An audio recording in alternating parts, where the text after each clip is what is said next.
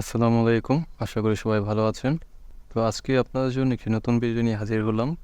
তো কথা না বাড়িয়ে চলুন শুরু করা যাক। তো অনেকেই বলেন যে অ্যাপ্লিকেশনে ভুল হলে কি করবেন? আবেদনপত্র সাবমিট করার পর আপনি যদি দেখতে পান যে কোথাও ভুল হয়েছে, সেক্ষেত্রে কি করবেন? তো কিভাবে এটাকে বাতিল করে নতুনভাবে এপ্লাই করবেন? তো সেটা বিষয় নিয়ে আজকে আলোচনা। তো আবেদনপত্রে যদি দেখেন যে কোথাও কোনো ভুল হয়েছে, সেক্ষেত্রে আপনি এটা কিভাবে সলভ করবেন? আচ্ছা, সাবমিট করার পরে আর কোনো সুযোগ নেই এটা সলভ করার। তো আপনি এই আবেদনটি বাতিল করে নতুনভাবে আবেদন করতে পারবেন। সেক্ষেত্রে আপনাকে আপনার রিজিওনাল পাসপোর্ট অফিসে যেতে হবে। তো যাওয়ার পরে আপনাকে একটা অ্যাপ্লিকেশন জমা দিতে হবে, বাতিলের অ্যাপ্লিকেশন। সেটা জমা দিতে হবে এবং এই প্রিন্ট সামারিটা জমা দিতে হবে। এই প্রিন্ট সামারি এবং বাতিলের অ্যাপ্লিকেশনটা জমা দিলেই তারা 3 দিনের ভিতরে আপনার ডিলিট অপশন পাবেন। তো ডিলিট অপশন পাওয়ার পরে আপনি ডিলিট করবেন। তো বিস্তারিত আমি এখন দেখাচ্ছি কিভাবে ডিলিট করবেন। প্রথমেই আপনাকে যেটা করতে হবে সেটা আপনাকে একটা অ্যাপ্লিকেশন জমা দিতে হবে। তো অ্যাপ্লিকেশনের ডেমোটা কিভাবে হবে সেটা আমি এখানে দিয়ে দিচ্ছি। সেটা দেখতে পাচ্ছেন, প্রথমেই লিখতে হবে বরাবর মহাপরিচালক, ইমিগ্রেশন ও পাসপোর্ট অধিদপ্তর, আগারগাঁও, ঢাকা। তো এটা আপনাকে লিখে দিতে হবে। এরপর বিষয়টা কি? ই পাসপোর্ট আবেদন, অনলাইন আবেদন বাতিল প্রসঙ্গে। আচ্ছা, ই পাসপোর্টের যে অনলাইন আবেদন সেটা বাতিল প্রসঙ্গে আপনি অ্যাপ্লিকেশনটা দিচ্ছেন সেটা লিখবেন। এরপর যেটা লিখবেন সবিনয় নিবেদন, এই যে আপনার নাম লিখবেন, এখানে আপনার নাম লিখবেন এবং কত তারিখে সেই তারিখটা এখানে লিখে দিবেন। প্রথমে এখানে আপনার নামটা লিখবেন।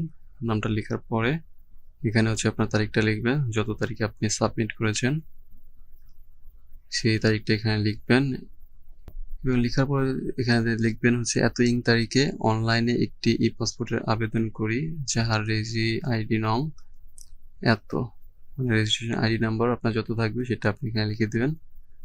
আপনার রেজিস্ট্রেশন আইডি নাম্বার যেটা থাকবে ওআইডি দেওয়ার পরে যে নাম্বারটা দেওয়া থাকবে সেটা আপনি এখানে লিখে দেবেন। আপনার রেজিস্ট্রেশন ফর্মে আপনি এটা দেখতে পাবেন। ওআইডি নাম্বারটা আপনি দেখতে পাচ্ছেন আপনার সামারিতে আপনি ওআইডি নাম্বারটা পাবেন। অনলাইন রেজিস্ট্রেশন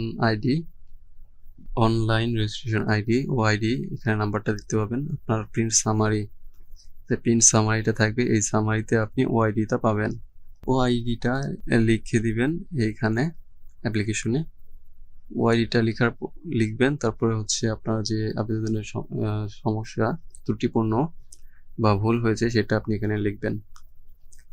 তো এত আইডি নাম্বার, যার আইডি নাম্বার এত, ওআইডি এত এত এত লেখার পরে লিখবেন কিন্তু আবেদনপত্রটি ত্রুটিপূর্ণ থাকায় আমি আবেদনপত্রটি বাতিলের জন্য আবেদন করছি।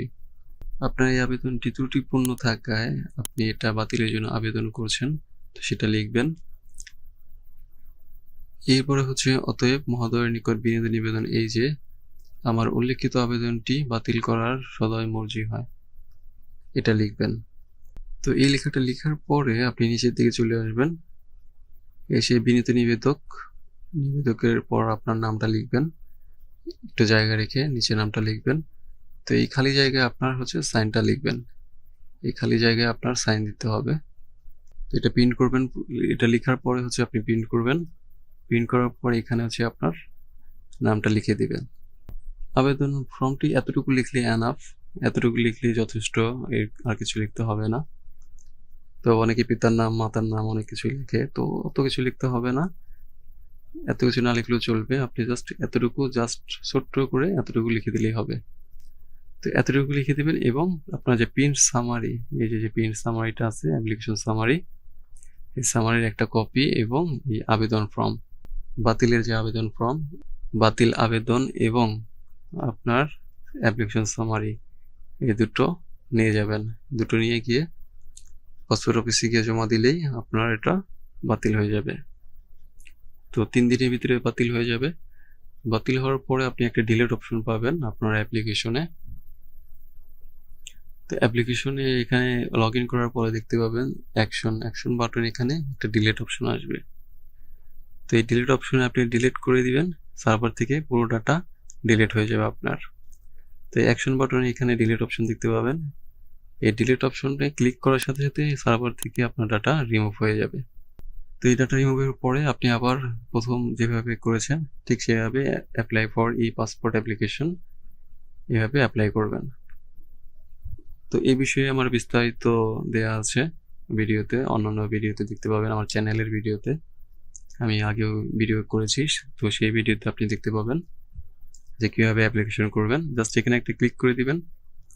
ক্লিক করার পরে যেভাবে প্রসেস আমি দেখিয়ে দিয়েছি আমার অন্য ভিডিওতে, ওইভাবে জাস্ট অ্যাপ্লাইটা করে ফেলবেন।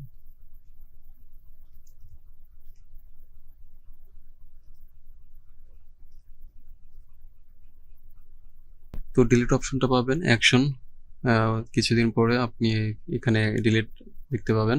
অ্যাকশন বাটন হিসেবে এখানে আপনি ডিলিট অপশনটা পাবেন। অফিস থেকে এই ডিলিট বাটনটা আপনার অ্যাক্টিভ করে দেবে।